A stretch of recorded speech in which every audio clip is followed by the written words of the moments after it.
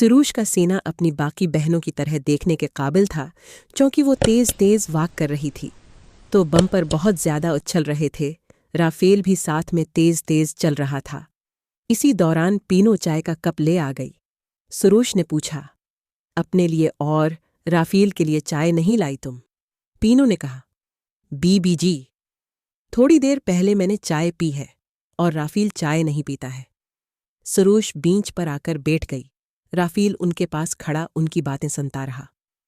پینو اٹھی اور اپنے کوارٹر پر چلی گئی۔ سروش چائے پینے لگ گئی۔ وہ لان میں پڑے ہوئے ٹیبل یا چیئر پر بیٹھ کر چائے پی سکتی تھی، مگر وہ وہیں بیٹھی رہی۔ آسی دوران مہر وہ بیگم باہر آئی۔ اوران کی اماں بھی وہیں آ گئی۔ وہ مینا بیگم کے بارے میں باتیں کر رہی تھیں، لیکن رافیل وہی لاپرواہ ہو کر کھڑا رہا۔ پھر وہ سب اندر چلے گئے۔ مہر وہ بیگم نے ڈرائیور بلایا۔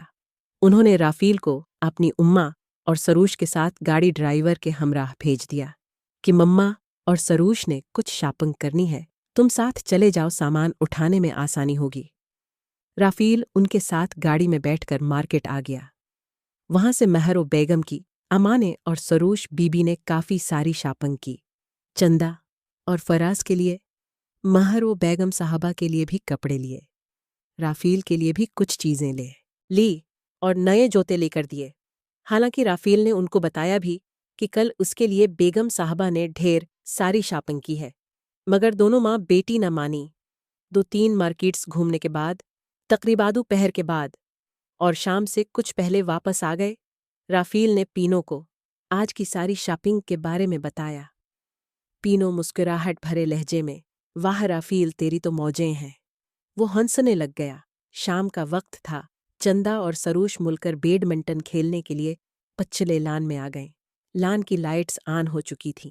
چندہ نے ٹراؤزر اور ایک ٹی شرٹ پہنی ہوئی تھی، جبکہ سروش ایک شارٹ شرٹ اور ٹراؤزر ٹائپ شلوار میں ملبوس تھی۔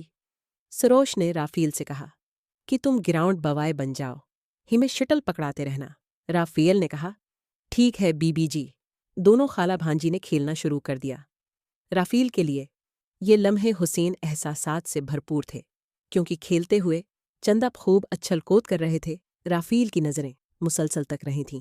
حالانکہ سروش ایک جوان اور خوبصورت لڑکی تھی، مگر رافیل کی آنکھیں وہ چندہ پر مرکوز تھی، خصوصاً کھیل کے دوران خوشی اور بے فکری ہر حرکت میں جھلک رہی تھی، جیسے وہ پوری طرح کھیل میں مگن ہو، کھیل کی مستی میں۔ رافیل اپنے دیہاتی قد کاٹ کی وجہ سے نوجوان دیکھتا تھا، مگر اس کے چہرے پر ایک مخصوص معصومیت تھی، جس وجہ سے سب اس سے اچھا برتاؤ کرتے تھے، اور اسی بات کا فائدہ اٹھاتے ہوئے وہ ہر جگہ آسانی سے پہنچ جاتا تھا۔ ادھر چند، جو کہ اس سے کچھ بڑی تھی، وہ جو کہ اب 25 بھاروں کے قریب پہنچ چکی تھی، مگر وہ لگتی رافیل سے کم عمر تھی۔ رافیل تو مسلسل چندہ کے تھرکتے ہوئے کہ حشر سامانیوں میں مہو تھا کہ اچانک سروش کی آواز نے اسے چونکا دیا۔ وہ ہڑبڑا کر بولا، جی بی۔ سروش نے کہا کہ میں نے تمہیں کیا کہا تھا، کہاں گم ہو؟ آتنی بار تمہیں کہا کہ شٹل پکڑاؤ۔ اس نے بھاگ کر دیوار کے پاس گری ہوئی شٹل اٹھا کر سروش بی بی کو پکڑائی۔ دل سے وہ شرمندگی محسوس کر رہا تھا، کہیں سروش بی بی نے اسے چندہ کو گھورتے ہوئے دیکھ تو نہیں لیا۔ وہ پیچھے ہٹ کر لان کی گھاس پر بیٹھ گیا۔ وہ دونوں پھر سے کھیلنے لگ گئی۔ موسم تبدیل ہو رہا تھا۔ آہستہ آہستہ گرمی تیزا ہوتی جا رہی تھی۔ رومانہ چوہدری نے فون کا ریسور اس کی ماں نورین کو پکڑا دیا۔ آگے سے نورین بولی، کیسا ہے میرپتر؟ رافیل نے کہا، آما ٹھیک ہوں۔ نورین بولی، اداس تو نہیں ہوا؟ رافیل نے کہا، اماں ہوا تو ہوں، پر تم پریشان نہ ہو، میں رہ لوں گا۔ زرقہ کیسی ہے؟ ابا کیسا ہے؟ نورین نے کہا، دونوں ٹھیک ہیں۔ زرقہ بہت اداس ہے، تیرے لیے آما، تجھے پتا ہے بیگم صاحبہ نے کل مجھے کپڑے لے کر دیے اور اسکول کی وردی لے کر دی ہے، اور بیگم صاحبہ کی اماں اور بہن نے بھی کپڑے اور جوتے لے کر دیے ہیں مجھے، اور تو اور بیگم صاحبہ کی بڑی بہن نے مجھے 500 روپے بھی دیے ہیں۔ اچھا بیٹا، پیسے سنبھال کر رکھنا، اتنے سارے پیسے گم نہ ہو جائیں۔ بیٹا، رافیل نے کہا۔ نہیں اماں، میں نے پینو بھر جائی کو دے دیے ہیں، نورین نے کہا۔ یہ پینو بھرجائی کون ہے؟ رافیل نے کہا۔ عامہ یہ بیگم صاحبہ کے کچن کا اور گھر کے دوسرے کام کرتی ہے۔ اس کا شوہر چوہدری صاحب کے گھر کا چوکیدار ہے۔ دونوں میاں بیوی بہت اچھے ہیں۔ پینو بھرجائی تو بہت اچھی ہے۔ نورین خوش ہوئی۔ اچھی بات ہے میرا پتر، چل پھر بات کروں گی۔ وہاں تنگ نہیں کرنا، سیانہ پتر بننا۔ رافیل بولا۔ آپ پریشانی نہ لوں اماں، نورین نے اچھا پتر بند کرتی ہوں، ابھی کافی کام کرنے ہیں۔ رافیل نے کہا ٹھیک ہے اماں۔ نورین نے فون کا ریسیور کریڈل پر رکھ دیا۔ رافیل کچھ دیر وہی کھڑا رہا، پھر پینو نے آواز دی اور وہ کچن میں آ گیا۔ اس نے پوچھا کس کا فون تھا؟ رافیل نے کہا اماں کا فون تھا۔ پینو نے پوچھا اداس ہوگی وہ؟ رافیل نے کہا ہاں ہوگی شاید۔ پینو نے کہا اچھا آجا کھانا لگائیں ٹیبل پر، اور دونوں نے مل کر کھانا لگا دیا۔ پینو نے بیگم صاحبہ کو بتایا کہ کھانا لگ گیا ہے۔ سبھی ٹیبل پر اکٹھے ہو گئے۔ چندہ اس وقت بہت خوبصورت لگ رہی تھی، کپڑے تبدیل کیے ہوئی تھی، اور سروش بی بی نے بھی کپڑے تبدیل کیے ہوئے تھے۔ سب نے کھانا کھایا اور ٹی وی چلا کر بیٹھ گئے۔ رافیل پینو کے پاس کچن میں آ کر کھانا کھایا اور پھر اپنے کمرے میں آ گیا۔ اپنے نئے کپڑے سیٹ کر کے رکھے اور قمیض اتار کر سونے کے لیے بستر پر لیٹ گیا، کیونکہ وہ آج بہت تھک گیا تھا مارکیٹ میں چل چل کر۔ کچھ دیر بعد اس کو نیند نے گھیر لیا۔ رات کا نہ جانے کون سا پہر تھا۔ اس کے کمرے کی لائٹ بند تھی، حالانکہ جب وہ سویا تھا تب لائٹ جل رہی تھی۔ وہ نیم خوابدہ سالٹا ہوا تھا۔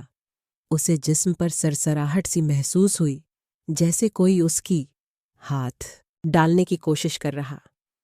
چند لمحوں کے بعد اسے اپنے بائیں طرف سانسوں کی گرماہٹ محسوس ہوئی۔ ایک بار تو وہ ڈر گیا، پھر اس نے مکمل آنکھیں کھولیں تو اسے یقین ہو گیا کہ کوئی اس کے پاس بیٹھا ہوا ہے، اور واقعی اس کی علی کو کسی نے پکڑ رکھا ہے۔ پھر اس نے، اور جس کا ابھی اسے کوئی پتہ نہیں تھا کہ کون ہے۔ ایک بار اس کا دل کیا کہ اس کے ہاتھ پکڑے اور اٹھ بیٹھے، مگر وہ ایسا نہ کر سکا اور بدستور لیٹا رہا۔ اس نے املی کو دبایا اور پھر چھیڑ چھاڑ شروع کر دی۔ چند لمحوں بعد اسے یوں محسوس ہوا جیسے کمرے میں وہ اکیلا نہیں ہے۔ فضا میں ایک ہلکی سی سرسراہٹ تھی، جیسے کسی کی موجودگی خاموشی سے اس کے قریب آ بیٹھی ہو۔ وہ نیم غنودگی کی حالت میں تھا، آنکھیں بند، مگر حواس آہستہ آہستہ بیدار ہو رہے تھے۔ دل کی دھڑکن معمول سے کچھ تیز ہو چکی تھی، جیسے اندر کوئی انجانا احساس جنم لے رہا ہو۔